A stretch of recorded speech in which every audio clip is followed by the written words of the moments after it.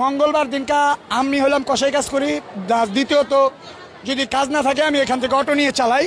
তো যে আসামিটা ছিল, আসামিটা আনছে মনির মিয়া, আর এখানে জায়গাও দিছে মনির মিয়া, আর এই বাসার কেয়ারটেকারও মনির মিয়া। তো ওই মঙ্গলবার দিন আমি সকালে 8:30 বাজে এখানে আসছি পরে আমাদের আরও 2-3টা ড্রাইভার আসছে, গ্যারেজ খুলে নেয় আমরা কীভাবে গাড়ি বের করবো তার জন্য আমরা গল্প করতেছি। তো যেই পিচাসটা যে মার্ডার করছে ওরে দেখলাম এই বাসা থেকে এই গ্যারেজে দৌড়াদৌড়ি করতেছে বারবার। কেন দৌড়াদৌড়ি করতেছে? ওর গ্যারেজও দৌড়াইতেই পারে, স্বাভাবিক। তারপর আমরা আসলাম, যেহেতু ওর সাথে কথাবার্তা বলি আমরা। আয়সা বললাম কী হিসে ভাই দৌড়াদৌড়ি? তো আয়সা দেখলাম সে এতটুকু একটা ছুরি গ্যান্ডিং মেশিন দিয়ে তো গ্যারেজের ভিতরে ঘষতেছে, মানে একদম চকচকে সাদা করে ফেলছে ছুরিটাকে, মানে এরকম পরিমাণে ধার দিছে মানে ওটা কার আঙ্গুলে লাগলেও পড়ে যাবে। তো যাই হয়েছে 9টা 7 মিনিটের ভিতরে সে কি করলো, গ্যারেজ থেকে এভাবে লুকায় কি জানি বাড়ির উপরে চলে গেল। তো চলে গেল, 9টা 10 বেজে গেল, 2-3 মিনিটের ভিতরে এই কাহিনীটা। 9টা 10 আমরা এখানে বসে রয়েছি, আমাদের মহাজন আসে না, গাড়ি কীভাবে নিব। তো আমরা বসে থাকতে থাকতে 9:45 বাজে তখন যেই বাচ্চার মা খুঁজাখুঁজি করতেছে, আমাদের নিচে এসে জিজ্ঞেস করছে আপনার ভাস্তি কি এখানে গেছে? বললাম না আপা, ও তো নিচে নামে না, ও তো উপরেই থাকে। তো যেই জায়গায় মার্ডার করা হয়েছে বাচ্চাটাকে পাশের ফ্লাইটে, ওই ফ্লাইটে বাচ্চাটাকে যখন না হয়েছে তখন একটা জুতা ভুলবশত আমাদের রিজিক ওই বাচ্চাটার লাশ ছিল বিদায়, আমরা তার মা বাবা ছিলাম বিদায়, মানে হক হালালি, তার জন্য আমরা ওই জুতাটা মানে আল্লাহর উসিলায় বাইরে পড়ে গেছে। তো বাচ্চার মা খুঁজতে খুঁজতে দেখলো কি একটা জুতা ওই দুয়ারের বাইরে পড়ে রয়েছে।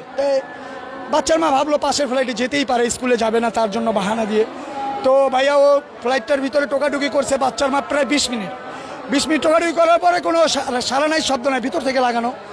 তো বাচ্চার মা আমাদের নিচে এসে 3-4 জনকে ডাক দিল পরে আমরা সুপাল নিয়ে মনির মিয়ার আরেকটা এই যে ম্যানেজার রাখছে ওইটাকে নিয়ে আমরা সাপাল নিয়ে উপরে গেলাম। উপরে গিয়ে আমরা দরজাটা ভাঙার চেষ্টা করলাম, আমরা দরজাটা এক পর্যায়ে ভাঙতে পারলাম না, 2-3টা সিটকারি লাগানো ছিল। তো আমরা যতটুকু হোক এখানে একটা বগলা করার পরে আমরা যখন ভিতর দিকে এক এক করে তাকালাম তখন শুধু রক্ত আর পানিগুলো ভাসতেছিল, মানে এইটা ডাইনিং রুমের ভিতরে, মানে কল সব ছাইড়ে দিছিল। তো মানে রক্তর কোনো চিহ্ন রাখার মানে চিন্তাভাবনা ছিল না। তো লাস্টে আমরা যখন ঢুকলাম দরজাটা খোলার পরে তারও 7-8 মিনিট পরে খুলছে, আমরা ওখান থেকে গ্যান্ডিংয়ের আওয়াজ পেয়েছি রুমের ভিতর থেকে। যা গ্যান্ডিংয়ের আওয়াজটা এই কারণেই পেয়েছি, রুমের ভিতর অন্য কোনো কাজ হয় নাই, হয়েছে শুধু গ্রিলটা কেটে আসামিটা পলায় যাবে, তারপরে আসামির স্ত্রী গেটটা খুলবে, এই হিসেবে তাদের পরিকল্পনা। আর তাদের দ্বিতীয় পরিকল্পনা ছিল গ্যারেজ থেকে তারা ব্যাটারির বাক্স নিয়ে গেছে 4টা। ব্যাটারির বাক্সতে আমাদের বাচ্চা তো ছোট, আমাদের 8 বছরের 7 বছরের রাইসা কত বড় হতে পারে, ছোট একটা বাচ্চা, তারে যদি 3 পিস করে ওই 3টা বাক্সর ভিতরে ভরে নিতে পারবে।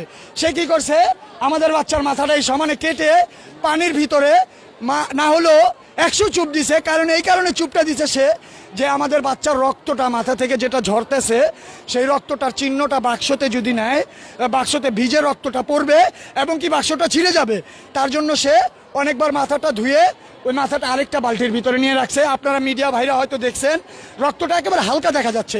হালকা দেখা যাওয়ার কারণ হলো ওই যে তাকে যে চুবাইছে মাথাটা রক্তটা পরিষ্কার করার জন্য, তো পরিষ্কার যতটুকু করতে পারছো তাড়াহুড়োর ভিতরে করছে। তারপরে আমাদের বাচ্চার এখান থেকে একটা টুকরা করছে, তারপরে এখান থেকে একটা টুকরা করছে, তারপরে আমাদের বাচ্চা উত্তা করা ছিল, তো হয়তো আপনারা মিডিয়া ভাইরা দেখেন নাই, আমাদের বাচ্চার এখান থেকে ভাড়া হয়েছে।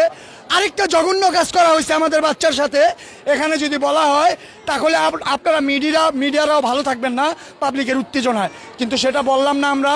কিন্তু আমরা একটাই বিচার চাই প্রধানমন্ত্রীর কাছে, যদি ওর বিচারটা এই আমরা 48 ঘন্টা আনলিমিটেড দিছিলাম, 24 ঘন্টা নিয়ে আসছি, এই 24 ঘন্টার ভিতরে আমাদের জনগণের সামনে ওর ফাঁসি চাই, ওর আর ওর স্ত্রী।